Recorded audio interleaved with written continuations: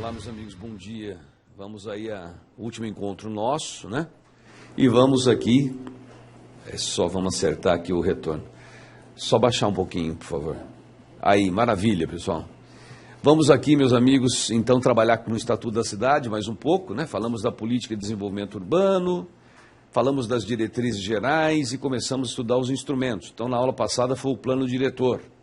Então, nós vimos que o plano diretor, pessoal, ele é o instrumento de planejamento municipal, né? É o principal instrumento de planejamento municipal, é um instrumento de política urbana, é o mais importante, nós vimos isso na aula passada. E quando você pega a legislação, você vê a importância que o plano diretor tem, né? Pega lá o artigo 39, nós estávamos vendo isso. Então veja o 40. O plano diretor aprovado por lei municipal é um instrumento básico da política urbana. Parágrafo 1º, o plano diretor integra o processo de planejamento municipal. Mas olha como ele tem uma prevalência sobre outros instrumentos. Porque o parágrafo 1º fala que o plano plurianual, as diretrizes orçamentárias e o orçamento anual municipal tem que incorporar as diretrizes e as prioridades que o plano diretor traz. Por isso que o plano diretor ele é o principal mesmo, né? Ele, quando ele é elaborado, ele passa a ser o condutor da política de desenvolvimento urbano e os outros instrumentos é que tem que se adequar a ele, não ele se adequar adequar às políticas setoriais. E o parágrafo 2º fala que o plano diretor deverá englobar o território do município como um todo. Então, veja, pessoal, a gente não fala em plano diretor urbano, a gente fala em plano diretor municipal. Você não faz um plano diretor só para a zona urbana, você faz para o território do município. Você tem que integrar tanto a zona rural como a zona urbana, lembrando, inclusive, que pode ser que lá na frente parte da zona rural seja transformada em zona urbana, como nós já falamos, né? O município ele vai crescendo e o plano diretor pode até prever futuramente que uma área da cidade, que hoje é zona rural, ela vai transformar em zona de expansão urbana, como nós vimos. Então, dê uma olhadinha com muita atenção no plano diretor. Estava até conversando com a colega, ela foi assistir o oral da magistratura, né? Quando foi? Sexta? Isso. E ela trouxe aí com umas perguntas de plano diretor, mas que você resolveria facilmente, como nós estamos colocando. Em segundo lugar, pessoal, outro instrumento importante é o estudo de impacto de vizinhança, chamado EIV, né? Estudo de impacto de vizinhança.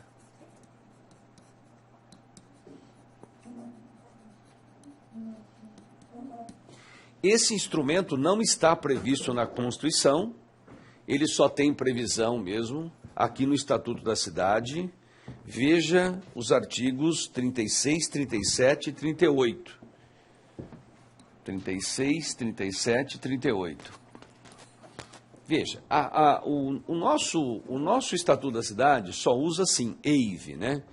Mas tenho visto isso todo, quando cai na nossa mão. Quando a lei municipal é feita, eles optaram por EIV-RIV.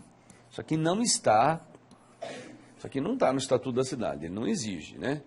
O que os municípios têm feito? Quando eles editam a lei, criando o estudo do impacto de vizinhança, eles têm feito mais ou menos como é o EIA-RIMA.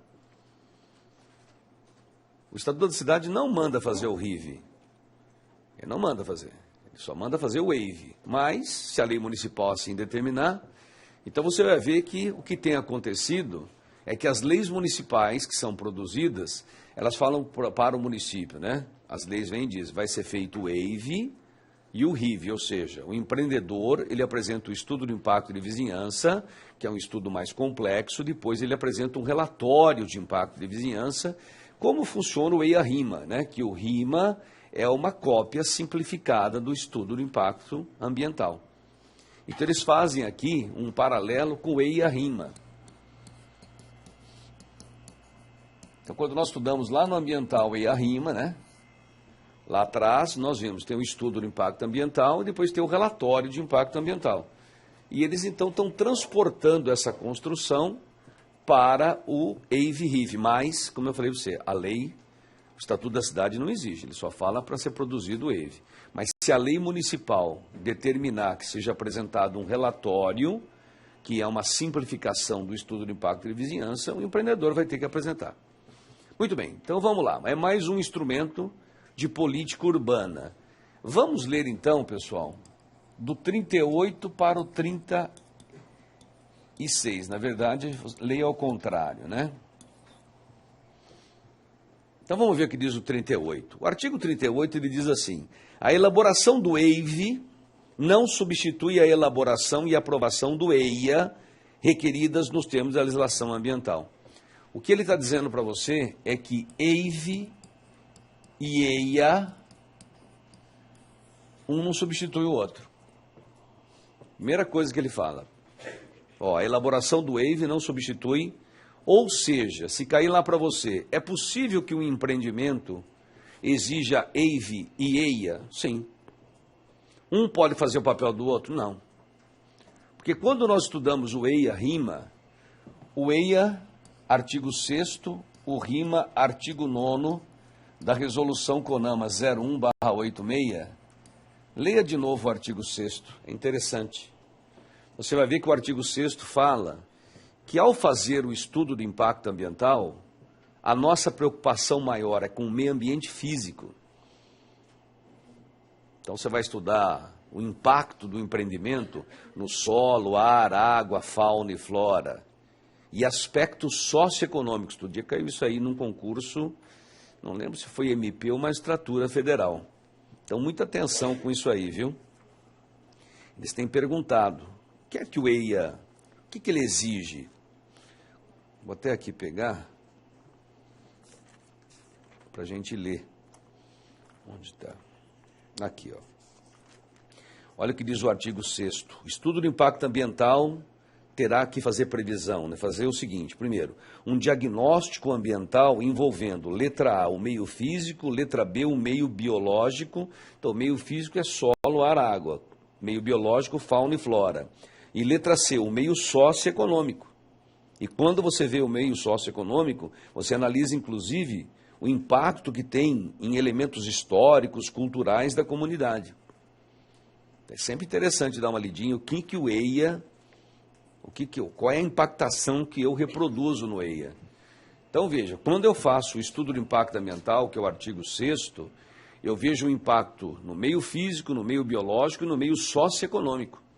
Isso aí foi objeto de questão cerca de 1 ano ou 2 anos atrás, aí, não lembro se foi magistratura ou o Ministério Público. Não interessa, mas prova que interessa para você. Ele perguntou, então, o que você faz, né?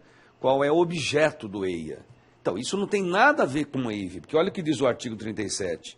O artigo 37, ele fala do estudo do impacto de vizinhança, ele diz, 37, o EIV será feito contemplando os efeitos positivos e negativos do empreendimento quanto à qualidade de vida da população residente na área. Ou seja, você tem que fazer o estudo do impacto de vizinhança verificando qual é o impacto na vida urbana das pessoas. Não tem nada de solo, ar, água, fauna e flora.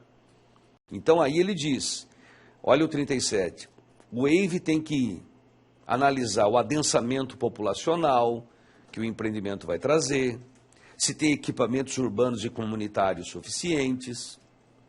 Olha o que diz aqui o item 5, né, do 37, o inciso 5º, geração de tráfego. Então imagine, eu sempre dou como exemplo, nada contra o Palmeiras, mas sempre dou como exemplo, porque acabou caindo tudo na minha mão, desde o Shopping Bourbon aqui em São Paulo, ali, todas as construções ali onde é o Palmeiras hoje foram caindo na minha mão. Então, o Shopping Bourbon foi construído sem pedir o estudo de impacto de vizinhança. O MP não entrou com a ação, mas a associação lá do bairro entrou. E eu que falei em 2º grau. E eles questionavam, dizendo, olha, vocês estão fazendo um baita shopping num lugar que já não anda nada. Bom, aí a associação entrou, a gente deu um parecer de que deveria ter o estudo de impacto de vizinhança. Bom, perdemos. E ainda eu lembro perdemos em 1º grau, quando eu dei parecer em 2º grau, teve uma chuva torrencial em São Paulo que inundou dois andares de... Teve uma chuva torrencial que inundou 2 andares de estacionamento do shopping. Aí a associação me mandou ainda fotos, e eu ainda juntei dizendo para os embargadores, olha aí como é que eles fizeram. Fizeram sem nenhum planejamento. Não adiantou, perdemos. Depois que foi construído o Shopping Bourbon, vieram vários prédios, aí foi aumentando. E depois veio a Arena Palmeiras. Então, eu, com todo o respeito, né? Se num dia assim, tipo Dia das Mães, tem que ser um dia assim. Se tiver o shopping bombando, um jogo na Arena Palmeiras, e se chover, ninguém entra, ninguém sai por 3 dias. Estou mentindo, né? Quem mora naquela região sabe. É melhor ir a pé. É melhor ir a pé. Senão você não chega e não sai. Então você vê, não adianta fazer empreendimento sem estudo de impacto de vizinhança. Então tudo que foi feito ali naquela área não tem impacto de vizinhança. Então não sei, não dá certo, viu? Como a gente vê quando acontece. Então isso que é estudo de impacto de vizinhança. Então o artigo 37, veja, não tem nada a ver com EIA, por isso que um não faz o papel do outro. Agora, não vai fazer como alguns alunos fizeram, né? Caiu numa prova lá, que o empreendimento era na zona rural e que foi exigido EIA e EIVE. Ah, isso não é possível, gente. EIVE é instrumento de política urbana, nada de rural. Você não pode exigir EIVE na zona rural. Tem um monte de gente que errou, era só pensar, isso aqui é instrumento de política urbana. Então o conteúdo do EIVE está aqui, ó. Então veja que não tem nada a ver com EIA. Então uma hora boa para você lembrar o que o EIA faz e o que o EIVE tem por objetivo. É uma hora boa de você rever essa matéria.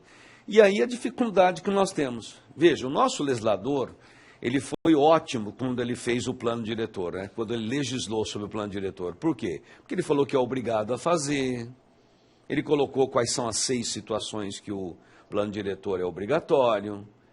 Se o prefeito não fizer, responde por improbidade, tem 5 anos para elaborar, não foi, pôs tudo direitinho? Tá, aqui ele não fez isso. Aqui ele vai aqui no artigo 36 e ele fala, a lei municipal será editada quando? Não disse. E se não for? Não disse.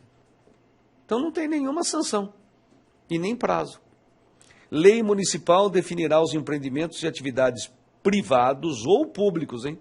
Isso aí também caiu outro dia na prova e o aluno esqueceu de ler que o público também tem que estar previsto.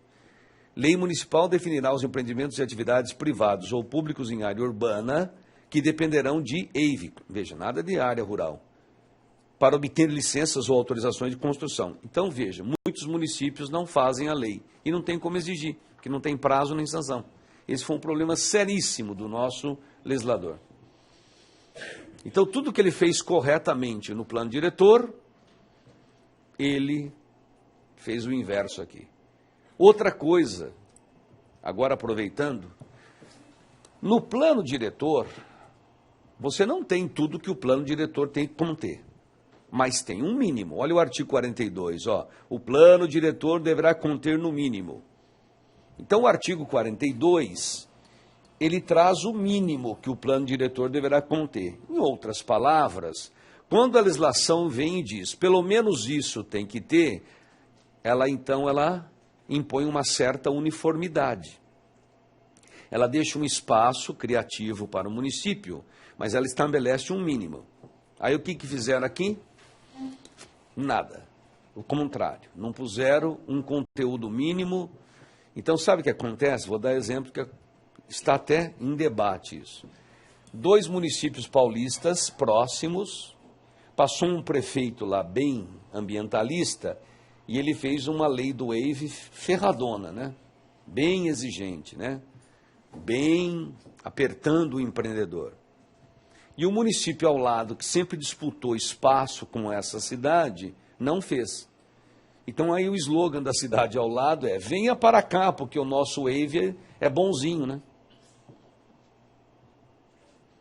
Aí o que aconteceu? Na disputa dos municípios por empreendimentos, começou a ir tudo para o lado de lá. Quando veio um novo prefeito, agora ele quer reformar esse, mas reformar para pior. Aí Aí o colega da cidade diz, mas você não pode diminuir a proteção que já existe, e aí vem aquela tal do princípio da proibição do retrocesso. Então, veja, se a lei tivesse exigido um mínimo tal, você não poderia ter essa distorção que tem, de um município ser rigoroso e o outro nada exigir. Então, você vê como é que é. Então, tudo de errado o legislador fez aqui. Então, pasmem vocês, a cidade de São Paulo não tem a lei do waiver, gente. Nós não temos. Então, você imagina se a maior cidade do hemisfério sul não tem a lei, determinando quais são os empreendimentos que tem que apresentar estudo de impacto de vizinhança. Você fala, então, como é que vocês fazem quando vocês têm um empreendimento? Então, nós temos orientado os colegas promotores o seguinte, já que não tem uma lei estabelecendo quais são os empreendimentos que tem que apresentar, quando você tem um empreendimento que você acha que precisa de uma análise desse tipo, você entra com uma ação civil pública só para ele, mas não vai pedir para fazer a lei do waiver, você vai pedir para fazer um estudo daquele caso. Aí o judiciário tem acolhido. Porque exigir que o prefeito faça uma lei, não passa. Porque a lei, a nossa lei do Estatuto da Cidade, deixa livre ao prefeito editar a lei municipal exigindo o waiver, não é obrigatório, não tem sanção. Então temos esse problema. Então o que a gente faz? A gente faz um inquérito civil, quando você sente que aquele empreendimento deveria apresentar um estudo dessa natureza, então você entra com uma ação pedindo um estudo para aquele caso. Porque não adianta ser exigir do prefeito que faça a lei. Isso não passa. É isso, maravilha? Então, estudo de impacto de vizinhança é um assunto que sempre cai, leia com carinho. Item 3. Agora nós vamos falar um pouquinho, pessoal, dos instrumentos indutores da função social da propriedade. De vez em quando vem assim,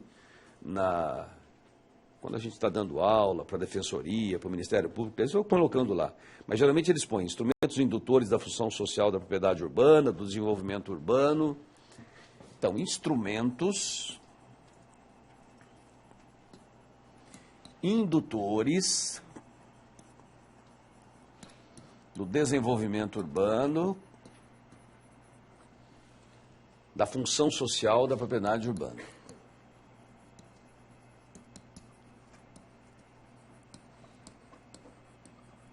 Então, no edital, muitas vezes vem assim, né? Ou algo parecido.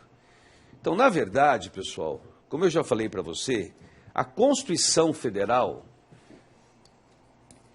ela estabeleceu no artigo 182, parágrafo 4º, nós vimos isso na aula passada, quando nós estudamos o artigo 41 do Estatuto da Cidade, nós dissemos, são 6 hipóteses que eu tenho que fazer plano diretor. Né? E aí falamos, primeiro, cidades com mais de 20 mil habitantes, depois, cidades que integram regiões metropolitanas e aglomerações urbanas, depois, cidades que estão em áreas de especial interesse turístico, e aí vem a 4ª hipótese, quando o prefeito for utilizar os instrumentos do artigo 182, parágrafo 4º da Constituição. Então, a Constituição Federal, ela coloca no artigo 182, parágrafo 4º, instrumentos que o poder público municipal pode utilizar para levar o indivíduo a utilizar a sua propriedade. Porque hoje, você não utilizar a propriedade urbana atenta contra o desenvolvimento urbano, contra a função social. Então, diz lá o artigo 182, é facultado, então aí começa, ó, lê com atenção, hein? Quando fala é facultado ao poder público municipal, então você não pode exigir do prefeito que use esses instrumentos. Se a própria Constituição está dizendo que é faculdade, então não adianta entrar com ação civil pública para o prefeito usar isso aqui. Isso aqui tem que ser conversado. Então, às vezes você instaura um inquérito civil e você tem que fazer, né, gestões junto ao poder público municipal para ele usar os instrumentos. Mas não adianta ir em juízo para ele usar. Então é faculdade, é facultado ao poder público municipal mediante lei específica para a área incluída no plano diretor. Então, é a Constituição que exige que tenha plano diretor e que a área que você vai usar esses instrumentos esteja no plano diretor. Então sempre cai na prova lá, né, do MP, magistratura, eles perguntam, é possível usar esses instrumentos sem plano diretor? Não é. Mas não basta plano diretor. Outro dia eles colocaram isso numa prova, quer dizer, não basta fazer o plano diretor, você tem que pegar a área e incluir no plano diretor. Ó, está escrito aqui, ó. É facultado ao Poder Público Municipal, mediante lei específica para a área incluída no plano diretor, exigir nos termos da lei federal, a lei federal é o Estatuto da Cidade, então veio o Estatuto da Cidade para regulamentar isso aqui, exigir nos termos da lei federal do proprietário daquele solo urbano que você incluiu no plano diretor, que ele o use sob pena de IPTU progressivo no tempo e desapropriação. Então, veja, esse instrumento, ou esses instrumentos, que são 3 na verdade, eles estão previstos na Constituição. Só que é uma faculdade do município, ele não é obrigado a usar, e o município só pode usar esses instrumentos se ele pegar a área e incluir no plano diretor. Não basta ter plano diretor. Então, por exemplo, vamos imaginar que um município fez a revisão do plano diretor o ano passado. Caso de São Paulo. 2014, né? Finalzinho de 2014. Nosso município fez a revisão do plano diretor em 2014. Vamos imaginar que uma área não foi incluída no plano diretor para ser utilizada, para serem utilizados esses instrumentos. O prefeito vai poder fazer? Não. Quando que ele vai poder fazer? Ué, se ele for fazer a revisão do plano diretor daqui 10 anos, daqui 10 anos ele vai pegar essa área, incluir no plano diretor, e a partir daí é que ele vai poder usar os instrumentos. Você vê que então não é tão simples assim. Então, se você não incluiu, só na revisão, na futura revisão. Então, o artigo 182, ele diz do instrumento. Aí volte lá no artigo 2º, porque o artigo 2º do Estatuto da Cidade, aí vem o Estatuto da Cidade, a Lei 10.25701, lembra que eu falei para você na aula, quando eu falei das diretrizes, falei muita atenção com o inciso 6º, que o município tem que ordenar e controlar o uso do solo para evitar. Então, dentre as situações que estão no inciso 6º, eu tenho a linha E, que fala evitar a retenção especulativa de imóvel urbano. Então, aí veio o Estatuto da Cidade e ele fala, uma das diretrizes que eu tenho que observar no desenvolvimento urbano é evitar retenção especulativa de imóvel urbano. O que é retenção especulativa? Ué, é o cara que deixa lá o terreno 50 anos sem usar, para um dia só ficar o dele, e aí valer 50 milhões.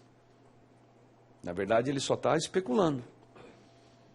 Ele não dá função social para a propriedade dele. É isto.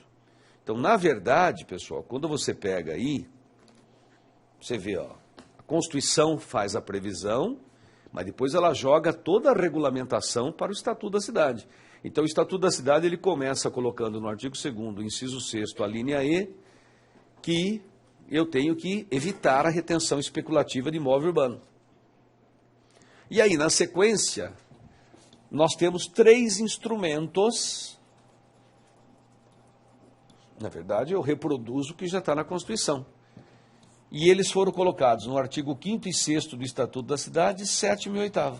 Pronto. E aí eu fiz, então, eu regulamentei o artigo 182, parágrafo 4º. Então, você tem que ler sempre o conteúdo funcional, depois ler os instrumentos. Então, vamos pegar o primeiro aqui. Então, o artigo 5º e o 6º do Estatuto da Cidade, eles falam do parcelamento, edificação ou utilização compulsórios.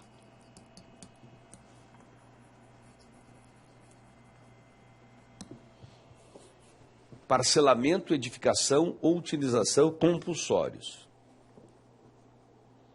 Então, veja o que diz o artigo 5º. Ó.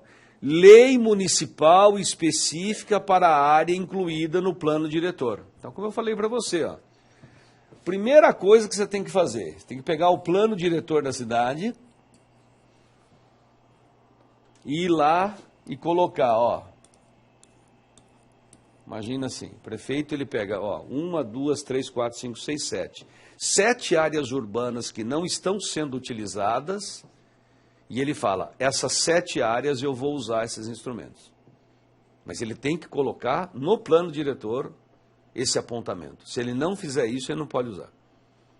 Olha como está escrito. Então, lei municipal específica para a área incluída no plano diretor. Então, primeiro ele inclui as áreas no plano diretor. Quando for aprovado o plano diretor ou a sua revisão, aí ele edita uma lei municipal específica. Então, primeiro eu coloco as áreas no plano diretor, depois eu edito a lei.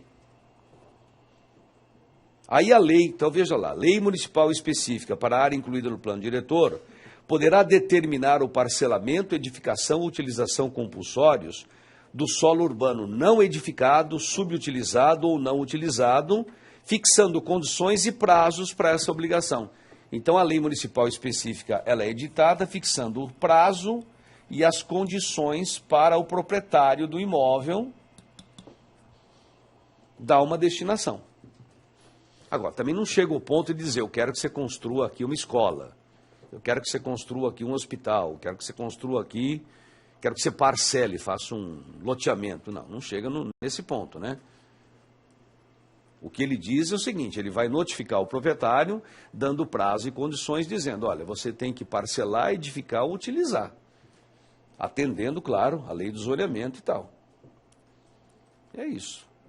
Então, primeiro coloca a área no plano diretor, edita uma lei municipal específica com prazo e condições, e aí veja, aqui fala que você pode fazer isso quando o imóvel não estiver sendo utilizado ou subutilizado. Então, o que é um imóvel subutilizado?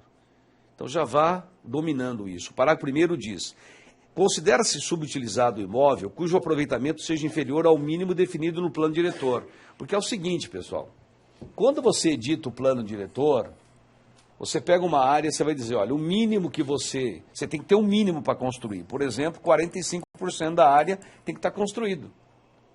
Estou dando um exemplo.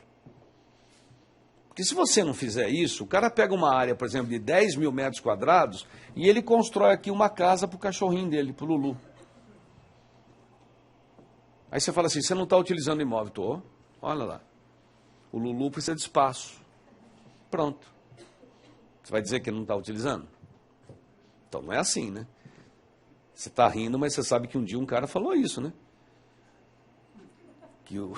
Que ele tinha 4 cães de raça e precisavam de espaço, por isso que 10 mil metros quadrados tinha as 4 casinhas do cachorro, era um canilzinho e o resto era para o cachorrado dele. Olha, a gente ria muito, né?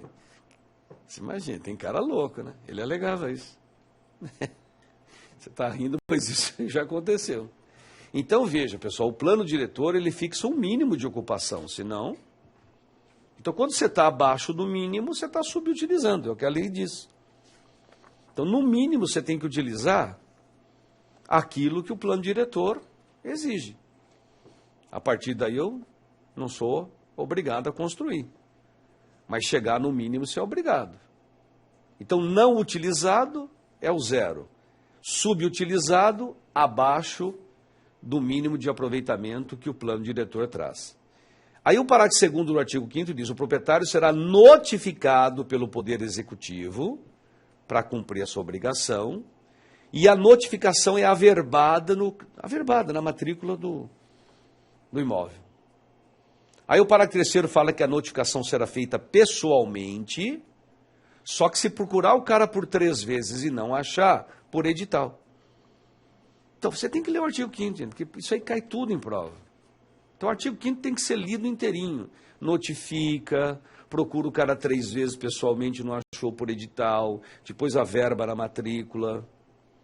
Você fala, e o prazo é livre? Nem tanto. Parágrafo 4º diz, o prefeito tem que dar na lei, porque a lei municipal, ela que fixa o prazo.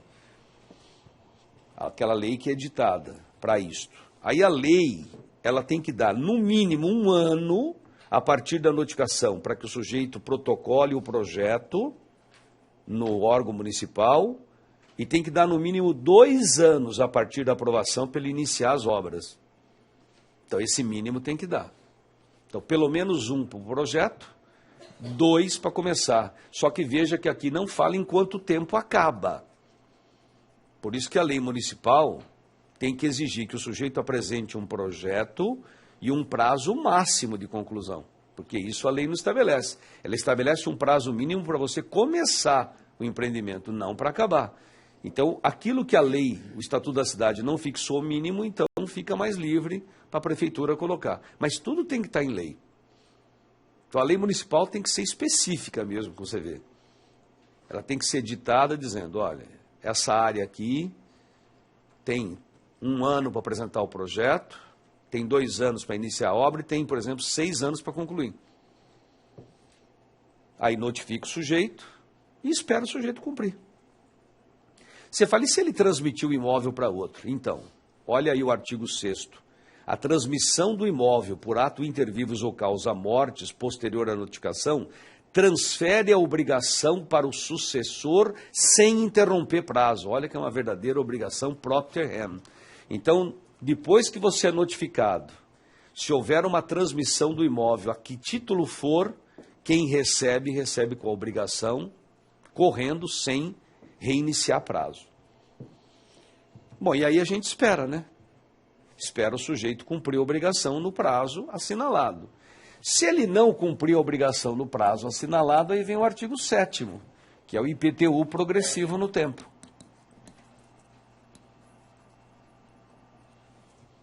Então aqui, pessoal, é uma punição mesmo. Tem um autor brasileiro que chama isso aqui de tributo ambiental urbano, né? Ele fala que é uma tributação progressiva pelo mau uso da propriedade urbana. Então o artigo 7º ele diz, se não houver cumprimento das condições estabelecidas nos termos do artigo 5º desta lei, o município procederá. Então aqui, pessoal, presta bem atenção, viu? Outro dia, isso aí não foi numa prova escrita, foi no oral. O desembargador perguntava lá para o candidato, doutor, o sujeito não cumpriu a obrigação do artigo 5º. A tributação progressiva é obrigado a fazer ou não? E ele não respondia. É obrigado a fazer, sabe por quê, gente? Porque o artigo 7º diz assim, em caso de descumprimento da obrigação do 5º, o município procederá à aplicação do IPTU progressivo no tempo, só que isso está previsto, olha aqui, ó. Olha o parágrafo 1º do artigo 7º. Esta alíquota que vai ser progressivamente aumentada será fixada na lei específica. Então, aqui, quando sai a lei, aqui quando sai a lei, por isso que eu deixei o espaço, aqui já sai a progressividade da alíquota. É isso que o aluno não lembrava lá na hora. Não foi só ele, não, foram todos do dia lá. Fui perguntando para mais de um, ninguém lembrava isso aqui. Então, quando você faz a lei, você fixa prazo, condições e você já coloca lá. Se lá na frente você não cumprir, a alíquota será progressivamente aumentada e ele coloca já qual é a alíquota que vai ser aplicada ano a ano. Então eu pergunto, se está em lei, o que o prefeito tem que fazer? Ué, tem que fazer. Está em lei, como é que ele vai falar que ele não vai aumentar a alíquota? Então, eu quero que você entenda. Aí ele perguntava assim, mas doutor, mas aí o examinador quer te colocar no fogo do inferno, né? Ele falava, doutor, mas não está escrito na Constituição que é faculdade do município? Aí você tinha que responder, excelência, começar é faculdade, mas se ele começou do 5º, 6º para o 7º é obrigação. É isso. É isso que ele precisava falar. Porque, veja, o que eu quero que você entenda é o seguinte, a Constituição diz, o prefeito, o poder público municipal, ele pode usar os instrumentos, ok? Você não pode obrigá-lo. Mas depois que ele deu início, se o cara não cumprir as obrigações do artigo 5º, o 7º é obrigatório porque está fixado em lei municipal. Aí não tem como não cumprir. Você vê? Então, se tem um cara bom lá na banca, ele ferra você. Então, o artigo 7º, ele é peremptório, ele fala assim, em caso de descumprimento das condições do 5º, o município procederá. Ele é obrigado, então, a aplicar a progressividade.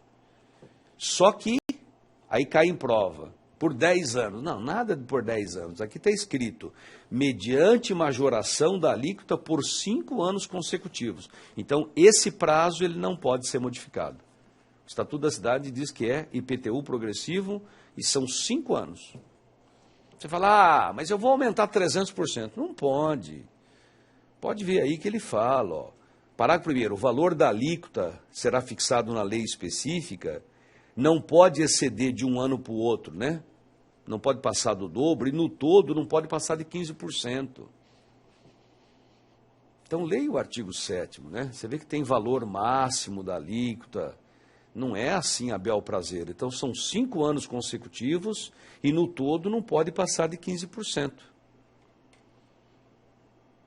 Então, na verdade, isso aqui não é confisco, né? É um aperto que você dá para ver se o sujeito cumpre a obrigação. Você fala, e se ele não cumprir a obrigação? Isso aqui é no artigo 8º. Lembra no parágrafo 3º que fala, é vedado isenções, né, anistia para essa tributação progressiva. E se ele não cumprir a obrigação nesses 7 anos? Então, cuidado, porque o artigo 8º, pessoal, que é a desapropriação com títulos da dívida pública, ela não é obrigatória para o município, hein? Aí ela volta a ser facultativa. Você fala, mas onde está escrito isso? Está escrito no artigo 7º, parágrafo 2º, veja. Se a obrigação não for atendida no prazo de 5 anos, o município, olha bem o que está escrito, ou manterá a alíquota do IPTU no máximo, até que ele cumpra a obrigação, ou opta pelo artigo 8º. Então veja que agora o município tem o poder de escolher. Então o município é obrigado a fazer a desapropriação? Não.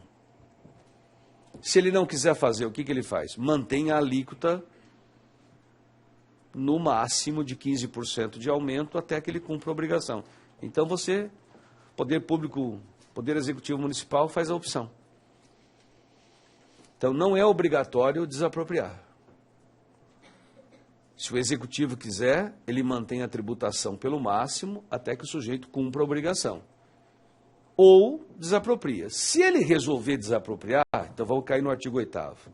O artigo 8º fala, decorridos 5 anos do IPTU progressivo sem que o proprietário cumpra a obrigação, o município poderá, aí já não é deverá, poderá proceder à desapropriação com pagamento em título da dívida pública. E aí, se você olhar aí nos parágrafos, depois dê uma olhadinha, a desapropriação, ela tem 2 possibilidades. Você pode desapropriar e incorporar o imóvel no patrimônio público municipal.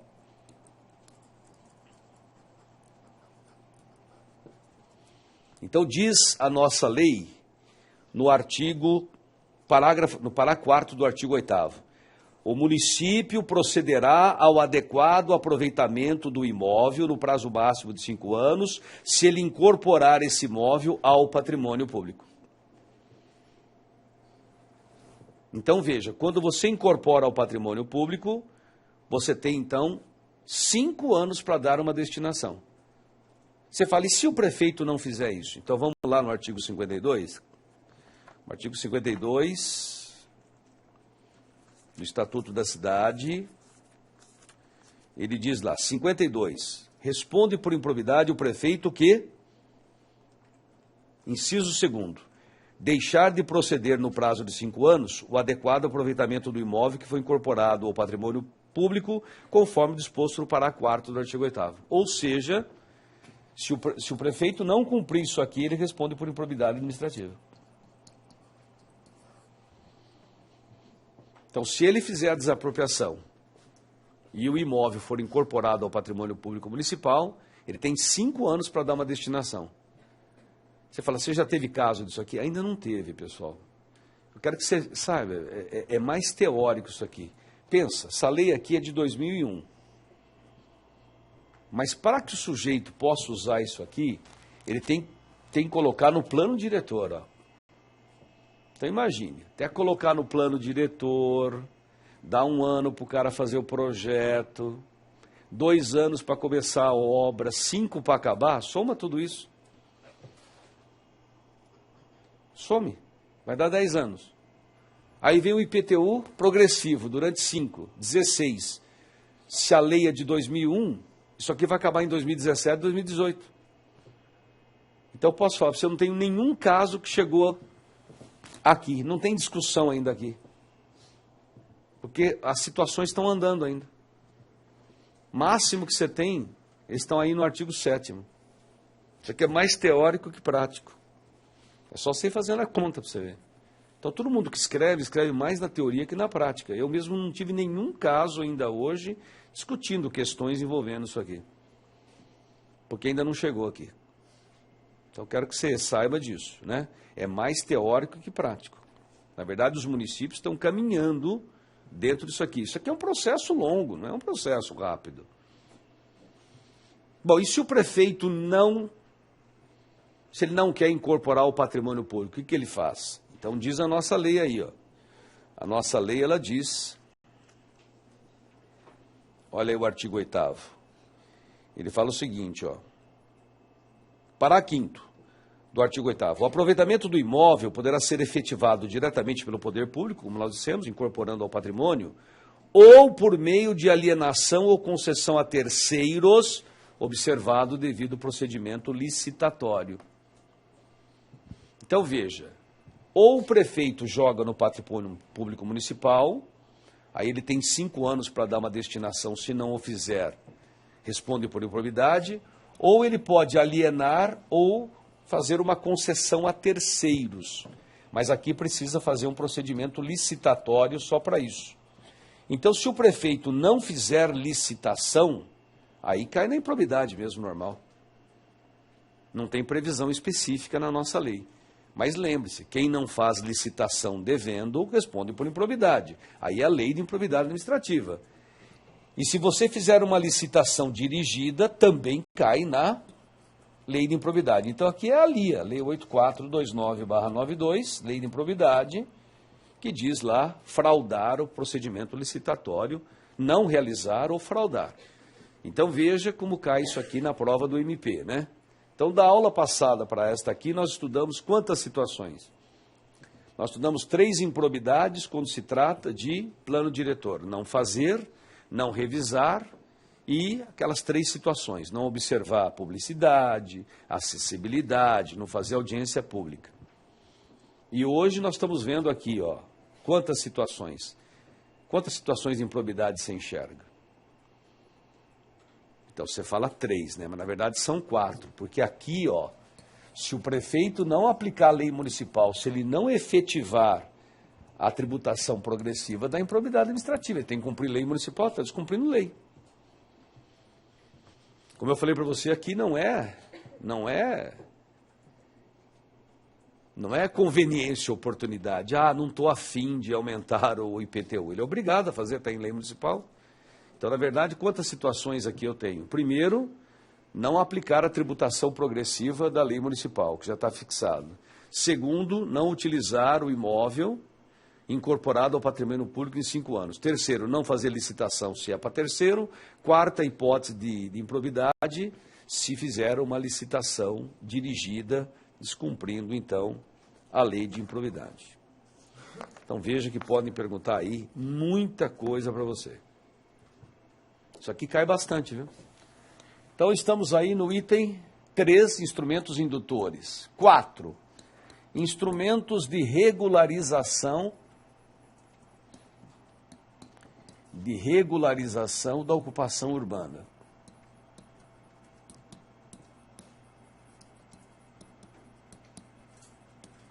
Aí nós caímos aí nos artigos 9º e 10 do Estatuto da Cidade.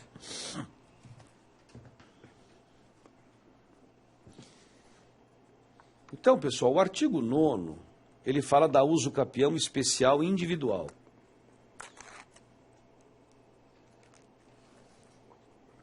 Uso capião especial individual de imóvel urbano. Então, o primeiro, a uso capião especial individual. Isso aqui está na Constituição Federal, no artigo 183, está no Código Civil, no artigo 1240, e está no Estatuto da Cidade, no artigo 9º. Esse é um instrumento previsto constitucionalmente.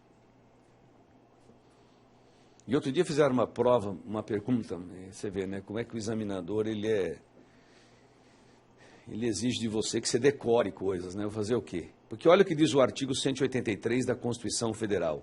Aquele que possuir como sua área urbana de até 250 metros.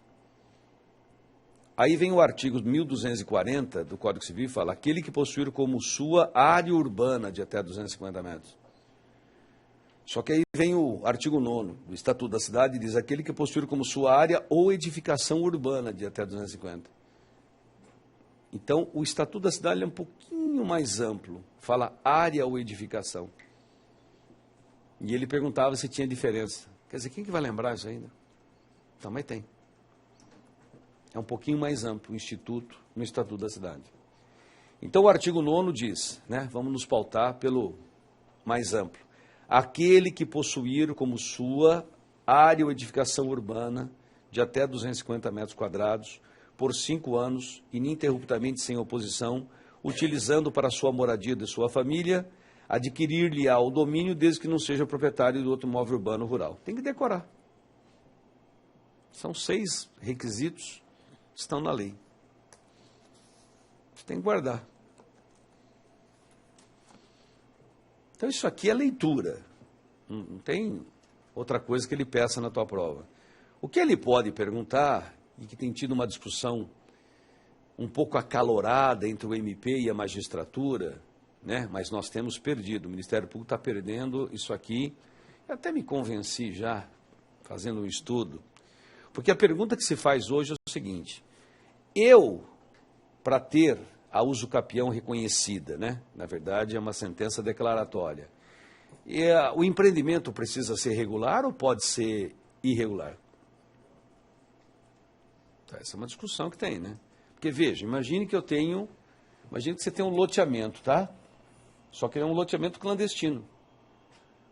Ele não está aprovado, não está registrado, e tem lá os lotes, aí o sujeito ocupa a área por 5 anos.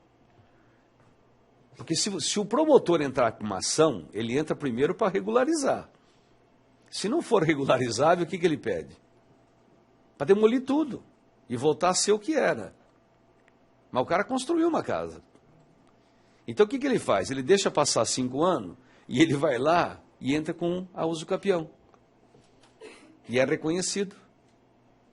Porque hoje o judiciário tem dito, de cada 10 decisões, 9 são assim, que a uso capião especial, por exemplo, urbana, veja, dentre os requisitos não está a regularidade do empreendimento.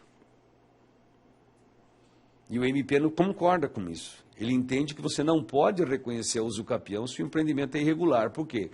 Porque você consolida a irregularidade. Inclusive, a gente já pegou o caso que o loteador disse, é o seguinte, isso aqui não vai regularizar nunca, viu? Mas você fica aí 5 anos, pede a uso capião e acerta tudo. Eles falam isso hoje. Problema sério. Beleza isso aí? Bom, e aí, no começo, eu também me filiava à ideia de que não poderia. Mas aí, lendo outro dia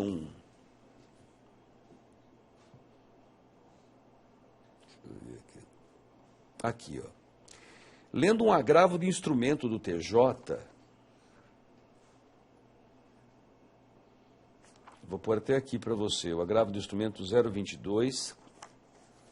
Bom, isso aqui hoje é tranquilo, né? Agravo de instrumento 022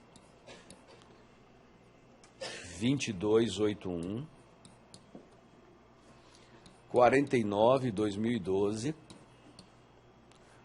8260000. Então, lendo outro dia isso aqui, olha o que o desembargador aqui no TJ ele fala. Ele fala assim, a uso capião é forma originária de aquisição de propriedade e a ação de uso capião é declaratória, já que a propriedade já existe e a uso capião apenas a declara. E o fato de, eventualmente, não ter sido observado as normas de parcelamento do solo, não faz com que o proprietário deixe de ser proprietário, mas apenas faz com que ele esteja sujeito às penalidades cabíveis pela irregularidade. Então pensa nisso e a gente volta, que o tempo já foi, a gente volta para concluir o pensamento.